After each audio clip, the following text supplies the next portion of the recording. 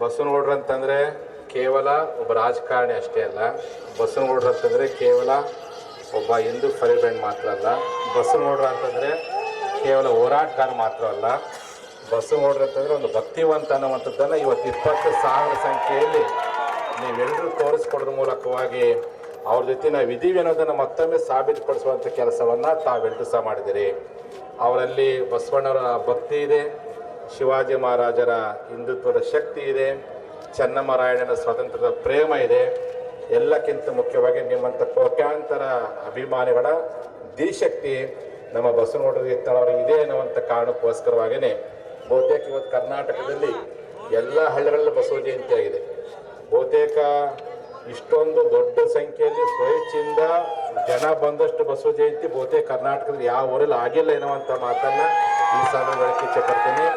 ನಮ್ಮ ನಂದು ಗಡಿಗೆಯವರು ಅಭಿಮಾನ ಅಂತಂದರೆ ಕೇವಲ ಬಹಿರಂಗ ತೋರಿಸುವಂಥ ಅಭಿಮಾನವಲ್ಲ, ಗೌಡ್ರು ಹೆಂಗೆ ಸಂಘಟನೆ ಮಾಡಿ ಜನರನ್ನ ಸಂಘಟನೆ ಮಾಡೋ ಅಂಥದ್ದು ನಾನು ಸಂಘಟನೆ ಮಾಡಿ ನಿಜವಾದ ಅಭಿಮಾನಿ ಆಗಬೇಕು ಅಂತ ಹೊತ್ತು ವಿಶ್ವಗುರು ಬಸವಣ್ಣವರ ಜಯಂತಿಯನ್ನು ಆಚರಣೆ ಮಾಡಿ ನಂದು ಗಡಿಗೆಯವರು ನಿಮ್ಮೆಲ್ಲರ ಸಹಕಾರದೊಂದಿಗೆ ಇಷ್ಟೊಂದು ಅದ್ದೂರಿಯಾಗಿರ್ತಕ್ಕಂಥ ಬಸವ ಜಯಂತಿನ ಆಚರಣೆ ಮಾಡೋದ್ರ ಮೂಲಕವಾಗಿ ಸರ್ಕಾರದವ್ರು ಬಸವ ಜಯಂತಿ ಮಾಡೋದು ದೊಡ್ಡ ಮಾತಲ್ಲ, ಅದು ಜನರ ಬಸವ ಜಯಂತಿ ಮಾಡೋದಿದ್ದಾರೆ ಅದು ಬಹಳ ದೊಡ್ಡ ಮಾತನ್ನೋದನ್ನು ವಿಜಯಪುರ ಜನ ಇವತ್ತು ತೋರಿಸ್ಕೊಟ್ಟಿದ್ದೀರಿ ಎನ್ನುವಂಥ ಮಾತಾಡೋಕ್ಕೆ ಇಚ್ಛೆ ಪಡ್ತೀನಿ. ಇವತ್ತು ಬೆಳಗ್ಗೆ ನಾನು ಭಾರತ ಸರ್ಕಾರದ ಪರವಾಗಿ ಬಸವ ಜಯಂತಿ ಕಾರ್ಯಕ್ರಮಕ್ಕೆ ನಾನು ಹೋಗಿದ್ದೆ ದೆಹಲಿಗೆ. ಬಹುತೇಕ ಸನ್ಮಾನ್ಯ ಬಸವನಗೌಡ ಪಾಟೀಲ್ ಯತ್ನಾಳ್ ಅವರು ಕೇಂದ್ರದ ರೈಲ್ವೆ ಸಚಿವರಿದ್ದಂಥ ಸಂದರ್ಭದಲ್ಲಿ 2003ನೇ ಇಸ್ವಿಯಲ್ಲಿ ಅಟಲ್ ಬಿಹಾರಿ ವಾಜಪೇಯಿ ಅವರು ಬಸವಣ್ಣನ ಪ್ರತಿಮೆಯನ್ನು ಉದ್ಘಾಟನೆ ಮಾಡಿದ್ದು 2003ನೇ ಇಸ್ವಿಯಲ್ಲಿ. ಅವತ್ತು ಗೌಡರು ಬಸವಣ್ಣರ ಮೂರ್ತಿಯ ಉದ್ಘಾಟನೆಗೆ ಅವರ ಒಂದು ದೊಡ್ಡ ಪ್ರಯತ್ನ ಕಾರಣವಾಗಿತ್ತು. ಅದೇ ಬಸವಣ್ಣ ಹೆಸರಲ್ಲಿ ಬಸವ ರೈಲನ್ನು ಬಿಡುಗಡೆ ಮಾಡಿದ್ರು. ಈ ಬಸವೇಶ್ವರ ವೃತ್ತವನ್ನು ಅಭಿವೃದ್ಧಿಪಡಿಸೋ ಜವಾಬ್ದಾರಿ ನಾವು ಹೊಂದಿದ್ರು. ಹಾಗಾಗಿ ಇತ್ತೀಚೆಗೆ ಭಾಳ ಜನ ಬಸವನಗೌಡರ ಬಗ್ಗೆ ಬಸವಣ್ಣವ್ರ ಬಗ್ಗೆ ಹೇಳಿದೆ ಅಂತೇಳಿ ವಿನಾಕಾರಣ ಅವ್ರ ವ್ಯಕ್ತಿತ್ವನ ಕುಗ್ಗಿಸೋದು ಕೆಲಸ ಮಾಡ್ತಾರೆ. ನೀವು ಬಸವಣ್ಣವ್ರ ಹೆಸರನ್ನ ಬಾಯಾಗಿ ಹೇಳ್ತೀರಿ, ಆದರೆ ಬಸವಣ್ಣವರ ಭಕ್ತಿಯನ್ನು ಹೃದಯ ಇಟ್ಕೊಂಡಿರ್ತಕ್ಕಂಥ ಅಪರೂಪದ ವ್ಯಕ್ತಿ ನಮ್ಮ ಯತ್ನಾಳಗೌಡರದನ್ನು ಯಾರು ಸಹ ಮರಿಬಾರದು ಅನ್ನುವಂಥ ಮಾತನಾಡಲಿಕ್ಕೆ ಇಚ್ಛೆಪಡ್ತೀನಿ. ಆ ಹಿನ್ನೆಲೆ ಒಳಗೆ ಇವತ್ತು 22 ವರ್ಷಗಳ ನಂತರದಲ್ಲಿ ಯಾವ ಸರ್ಕಾರಗಳು ಸಹ ಬಸವ ಜಯಂತಿಯನ್ನು ದೆಹಲಿಯ ಪಾರ್ಲಿಮೆಂಟ್ ಭಾಗದಲ್ಲಿ ಮಾಡಲಿಲ್ಲ. ಆದರೆ ಬಸವ ಜಯಂತಿಯನ್ನು ಮೊಟ್ಟ ಮೊದಲ ಬಾರಿಗೆ ಆಚರಣೆ ಮಾಡಿದ ಕೀರ್ತಿ ಇವತ್ತಿನ ಭಾರತ ಸರ್ಕಾರಕ್ಕೆ ಸಲ್ಲುತ್ತೆ ಎನ್ನುವಂಥ ಮಾತು ಹೇಳ್ತಾ ಅಂಥ ಒಂದು ಕಾರ್ಯಕ್ರಮಕ್ಕೆ ಹೋದಂಥ ಸಂದರ್ಭದಲ್ಲಿ ಬಹುತೇಕ 4 ಜನ ಕೇಂದ್ರ ಸಚಿವರು ಭಾಗವಹಿಸಿದ್ರು, 7-8 ಜನ ಲೋಕಸಭಾ ಸದಸ್ಯರು ಭಾಗವಹಿಸಿದ್ರು.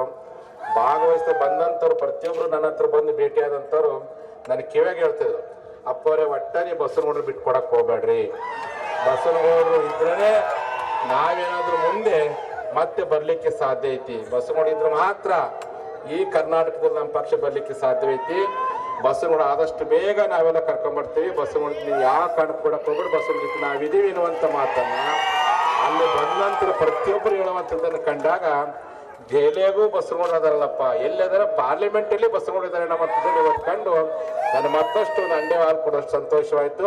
ಆ ಹಿನ್ನೆಲೆ ಒಳಗೆ ವಿಶ್ವಗುರು ಬಸವಣ್ಣ ಜಯಂತಿಯನ್ನು ಇವತ್ತಿನ ನಂದು ಗಡಿಗೆಯವರು ಈ ರೀತಿಯಾಗಿರ್ತಕ್ಕಂಥ ದೊಡ್ಡ ಯುವ ಶಕ್ತಿಯನ್ನು ಕೂಡಿ ಸಂಘಟನೆ ಮಾಡಿದ್ದಾರೆ. ಈ ಸಂಘಟನೆ ನಿರಂತರವಾಗಿರ್ತಕ್ಕಂಥ ಪ್ರಯತ್ನಕ್ಕೆ ಆದಿ ಏನು ನಾವೆಲ್ಲರೂ ಬಸವನಗೌಡರ ಅಭಿಮಾನವನ್ನು ಬಸವನಗೌಡರ ನೈತಿಕ ಬಲವನ್ನು ಕೊಡ್ಲಿಕ್ಕೋಸ್ಕರ ಯಾಕೆ ನಾವೆಲ್ಲ ನೈತಿಕ ಬಲ ಕೊಟ್ಟಪ್ಪ ಅಂದರೆ ಅವರು ಜನರ ಪರವಾಗಿದ್ದಾರೆ. ಜನರ ಪರವಾಗಿರ್ತಕ್ಕಂಥ ಯಾವುದೇ ವ್ಯಕ್ತಿಯಲ್ಲಿ ಅವ್ರಿಗೆ ಬೆಂಬಲ ಪಡುವಂಥದ್ದು ಒಬ್ಬ ಸ್ವಾಮೀಜಿ ಕೆಲಸ ಹೌದು, ನಿಮ್ಮಂಥ ಯುವಕರ ಕೆಲಸ ಹೌದು, ನಿಮ್ಮಂಥ ಜನರ ಕೆಲಸ ಹೌದು. ಆ ಹಿನ್ನೆಲೆ ಒಳಗೆ ಇವತ್ತು ನಾವೆಲ್ಲರೂ ಕೂಡಿ ಅವ್ರಿಗೆ ನೈತಿಕವಾದ ಬಲ ಕೊಟ್ಟು ಯಾಕಂದ್ರೆ ಅವ್ರ ಮುಖಾಂತರವಾಗಿ ಒಂದು ನಾಡಿನ ಅಭಿವೃದ್ಧಿ ಆಗಲಿ, ಉತ್ತರ ಕರ್ನಾಟಕ ಬೆಳವಣಿಗೆ ಆಗಲಿ, ಈ ಮೂಲಕ ಉತ್ತರ ಕರ್ನಾಟಕದ ಕೃಷ್ಣಾ ನದಿಗೆ ನ್ಯಾಯ ಸಿಗಲಿ ಅನ್ನೋ ಕಾರಣಕ್ಕೋಸ್ಕರವಾಗಿ ನಾವೆಲ್ಲರೂ ಅವ್ರ ಜೊತೆ ಇರ್ತಕ್ಕಂಥದ್ದು. ಹಾಗಾಗಿ ಪ್ರತಿನಿತ್ಯ ದಿನಕ್ಕೆ ಅವರ ವಿರೋಧಿ ಶಕ್ತಿಗಳು ಅವ್ರು ಎಷ್ಟೇ ಅವ್ರನ್ನ ಹತ್ತಿಕ್ಕೋ ಪ್ರಯತ್ನ ಮಾಡಿದ್ರು ನಿಮ್ಮಂಥ ಕೋಟ್ಯಾಂತರ ಜನರ ಹೃದಯದ ಪ್ರೀತಿ ಯಾರನ್ನು ಏನು ಮಾಡಲಿಕ್ಕೆ ಸಾಧ್ಯವಿಲ್ಲ ಅನ್ನೋದನ್ನು ಇವತ್ತು ಮತ್ತೊಮ್ಮೆ ಸಾಬೀತುಪಡಿಸುವ ಕೆಲಸ ಮಾಡಿದರೆ ಆ ಹಿನ್ನೆಲೆ ಒಳಗೆ ಇವತ್ತು ವಿಶ್ವಗುರು ಬಸವಣ್ಣವರ ಜಯಂತಿ, ಬಸವಣ್ಣವರು ನಮಗೆ ಕಾಯಕ ಕೊಟ್ಟಿದ್ದಾರೆ, ದಾಸೋಹ ಕೊಟ್ಟಿದ್ದಾರೆ, ಶಿವಯೋಗ ಕೊಟ್ಟಿದ್ದಾರೆ. ಆ 3 ಸೂತ್ರಗಳನ್ನು ಅಳವಡಿಸಿಕೊಂಡು ನಾವೆಲ್ಲರೂ ಸಹ ಬಸವ ಭಕ್ತರು ಇಟ್ಕೊಂಡು ರಾಷ್ಟ್ರವನ್ನು ಕಟ್ಟುವಂಥ ಕೆಲಸವನ್ನು ನಾವೆಲ್ಲರೂ ಸೇರ್ಕೊಂಡು ಮಾಡೋಣ. ನಾನು ಇವತ್ತು ಏರ್ಪೋರ್ಟ್ಗೆ ಬಂದಂಥ ಸಂದರ್ಭದಲ್ಲಿ ಪತ್ರಕರ್ತರ ಪ್ರಶ್ನೆ ಕೇಳ್ತಾ ಇದ್ರು. ನಾವು ಧರ್ಮಗುರುಗಳು ಶಾಸ್ತ್ರವನ್ನು ಹೇಳೋ ಸಂದರ್ಭದ ಕೈಯಲ್ಲಿ ವಚನ ಸಾಹಿತ್ಯ ಹಿಡ್ಕೊಂಡು ಧರ್ಮ ಪ್ರಸಾರ ಮಾಡ್ತೀವಿ. ಸನ್ಮಾನ ಪ್ರಧಾನಮಂತ್ರಿಗಳು ದೇಶ ನಡೆಸಲಿಕ್ಕೆ ಧರ್ಮಗುರುಗಳು ರಕ್ಷಣೆ ಬರಬೇಕು ಅಂತಂದ್ರೆ ಧರ್ಮ ರಕ್ಷಣೆಗೋಸ್ಕರ ಯುದ್ಧಕ್ಕೆ ಬರಲಿಕ್ಕೆ ಸಿದ್ಧರಿದ್ದೀವಿ ಎನ್ನುವಂಥ ಮಾತನ್ನು ಇವತ್ತು ನಾನು ಮಾಧ್ಯಮಗೋಷ್ಠಿ ಹೇಳಿದ್ದೀವಿ. ಹಾಗಾಗಿ ಮೊದಲು ರಾಷ್ಟ್ರಧರ್ಮ ಉಳಿಬೇಕಾಗಿದೆ. ರಾಷ್ಟ್ರಧರ್ಮ ಉಳಿಲಿಕ್ಕೋಸ್ಕರವಾಗಿ ಪ್ರತಿಯೊಬ್ಬ ಯುವಕರು ಸಹ ನಮ್ಮ ಸೈನಿಕರಿಗೆ ಶಕ್ತಿಯನ್ನು ಕೊಡುವ ಕೆಲಸವನ್ನು ನಾವೆಲ್ಲರೂ ಸೇರ್ಕೊಂಡು ಮಾಡೋಣ. ಅದನ್ನೇ ಬಸವಣ್ಣ ಇರ್ತಕ್ಕಂಥದ್ದು. ಬಸವಣ್ಣವರು ಕಲ್ಯಾಣದ ಪ್ರಧಾನಮಂತ್ರಿಯಾಗಿ ರಾಷ್ಟ್ರವನ್ನು ಕಟ್ಟಿದ್ರು, ಅನುಭವ ಮಂಟಪದ ಒಡೆಯರಾಗಿ ಧರ್ಮವನ್ನು ಕಟ್ಟಿದ್ರು. ಹಾಗಾಗಿ ನಾವು ರಾಷ್ಟ್ರವನ್ನು ಕಟ್ಟಲಿಕ್ಕೂ ಸನ್ನದ್ಧರಾಗೋಣ, ಧರ್ಮವನ್ನು ಕಟ್ಟಲಿಕ್ಕೂ ಸನ್ನದ್ಧರಾಗೋಣ.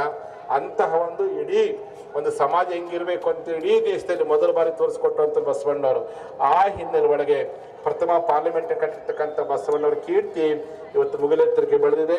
ಬಹುತೇಕ ನಮ್ಮ ಯತ್ನಾಳಗೌಡರು ಸಹ ಬಸವಣ್ಣವರು ಯಾವ ರೀತಿಯಾಗಿ ರಾಷ್ಟ್ರವನ್ನು ಮತ್ತು ಧರ್ಮವನ್ನು ಕಟ್ಟುವ ಕೆಲಸ ಮಾಡಿದರೆ ಅದೇ ಪರಂಪರೆಯಲ್ಲಿ ಅವರು ರಾಷ್ಟ್ರ ಮೊದಲು ಧರ್ಮ ನಂತರ ಅಂತ ತಿಳ್ಕೊಂಡು ರಾಷ್ಟ್ರ ಮತ್ತು ಧರ್ಮವನ್ನು ಕೂಡಿ ಕಟ್ಟುವ ಕೆಲಸವನ್ನು ಅವ್ರು ಮಾಡ್ಕೊಂಡು ಹೋಗ್ತಿದ್ದಾರೆ.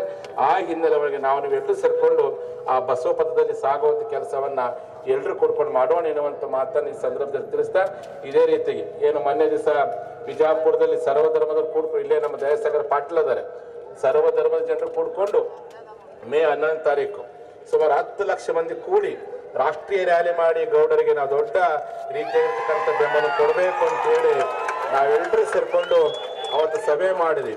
ಆ ಸಭೆ ಮಾಡಿದ ತಕ್ಷಣವೇ ನನಗೂ ಒಂದು ರೀತಿಯಾಗಿರ್ತಕ್ಕಂಥ ಮಾನಸಿಕ ಕಿರುಕುಳ ಮಾಡುವಂಥ ಕೆಲಸ ಮಾಡಿದರು. ಯಾರೆಷ್ಟೇ ಮಾನಸಿಕ ಕಿರುಕುಳ ಕೆಲಸ ಮಾಡಿದ್ರು ಸಹ ಅವ್ರ ಮೇಲೆ ಇಟ್ಟಿರ್ತಕ್ಕಂಥ ನಾವೇನು ಇವತ್ತು ಅವರ ಒಂದು ಒಳ್ಳೆ ಕೆಲಸಕ್ಕೆ ನೈತಿಕ ಬೆಂಬಲ ಕೊಟ್ಟಿದ್ದೀವಿ. 1000 ಜನ 1000 ಟೀಕೆ ಮಾಡಿ 1000 ಟಿಪ್ಪಣಿ ಮಾಡಿ ಗೌಡರು ಒಳ್ಳೆ ಕೆಲಸ ಮಾಡೋ ಸಂದರ್ಭದೊಳಗೆ 10 ಲಕ್ಷ 20 ಲಕ್ಷ ಮಂದಿ ಕೂಡಿಸೋಷ್ಟು ಮಟ್ಟಿಗೆ ನಾವು ಸನ್ನದ್ಧರಾಗೋಣ ಎನ್ನುವಂಥ ಮಾತು